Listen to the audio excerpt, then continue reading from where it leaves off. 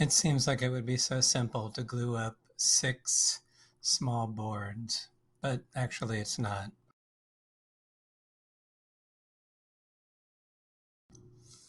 Milled lumber comes with what's called a pencil edge, so it's a very small quarter round, and you can't glue up 6 boards together and have it look like one thing if you've got this little dip in each edge.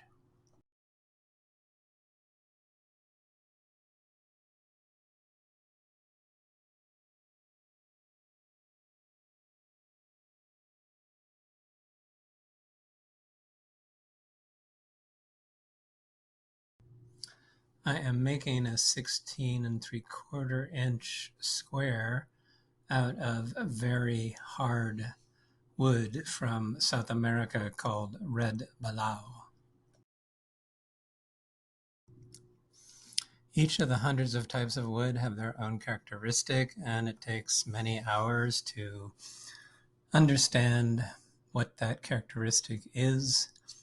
This wood is called red balao, and it's used to build bridges in South America. It's incredibly hard. And even though this tool is nicknamed a chop saw, the last thing you want to do is get it up to full speed with the blade spinning and chop it. So feed rate and what I call sort of gently kissing the wood at first approach and then bearing down is the way to go.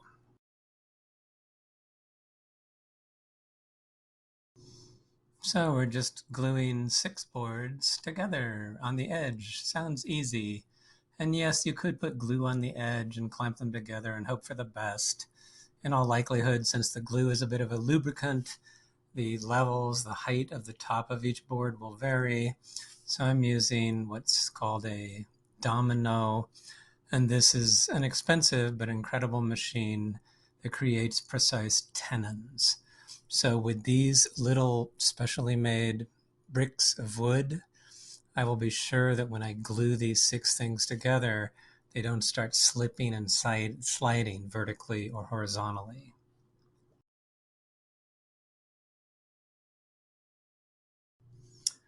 Red Balau really is a beautiful wood, the most durable wood for hardwood decking.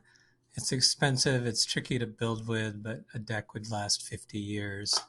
Also, I like my gadgets, and this is from FastCap, which has a lot of clever inventions, and it's a tricky glue bottle. And I'm always a little wondering, is this anything special? And yes, this particular glue bottle works a lot better than trying to take yellow glue out of a regular plastic bottle. And there are multiple sizes of these domino tenons and all these little nuances, like a terry cloth rag made very wet and then squeezed out fairly dry is the best way to clean up the glue that will inevitably seep through the gaps when you clamp the wood down. So I'm ready to go. I've got the dominoes cut. I got my glue bottle ready, a wet rag. I need to really think about the sequence of this. And out here in the desert, the glue can set super fast, so it can be a very hectic pace.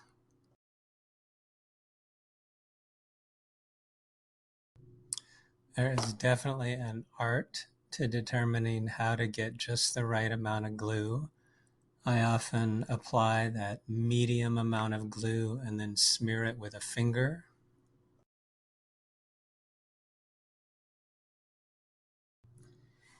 And I just didn't start from one board, number 1, and then move on to 6. I wound up gluing the first 2 together, then 3 through 5 together, then waiting on the 6th one. It's really critical to have a flat or what's called a joined edge, or your boards just won't go together in a seamless way.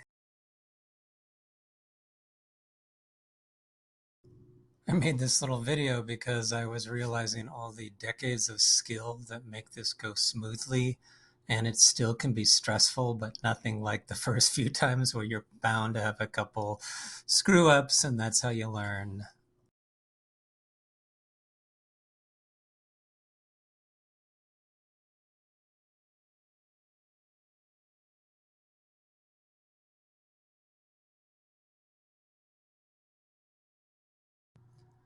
I've mopped up most of the excess, these little dots and things, and a tiny bit of that is not a problem. It's trying to look like a beautiful board that goes together well.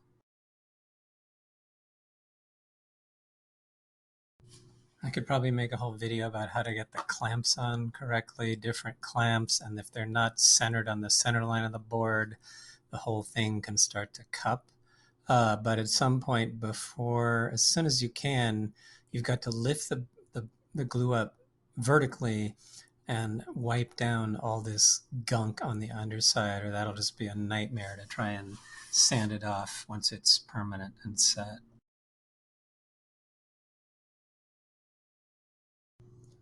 The gluing is done. The first thing I do is put on bar clamps of some sort to bring the edges together, and then I add clamps at the corner to press the boards down so that they glue up flat. You want a flat surface, and if you don't do that, you're going to get like a bow through it, which is kind of cut the thing apart and do it over again.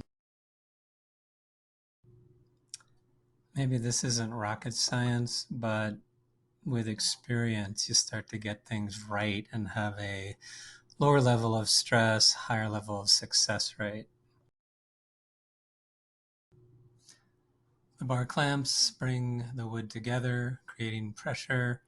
It's a bit of a trial and error to get the right amount of pressure and not too much. I just have a random mix of clamps. This was actually a special clamp made for a aluminum cutting guide. This is a classic old-fashioned C-clamp, pretty cheap, has lots of power. This is from Harbor Freight, and it's a squeeze clamp. Very nice, very handy. Doesn't get nearly as much pressure down as these other ones, but that may be fine for this. And then this clamp probably costs $6. This costs $4, $3.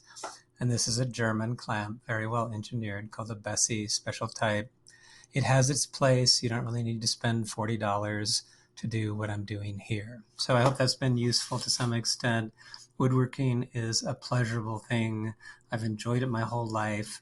There's lots of places to learn about it, and it is incredibly soothing and therapeutic and mindful.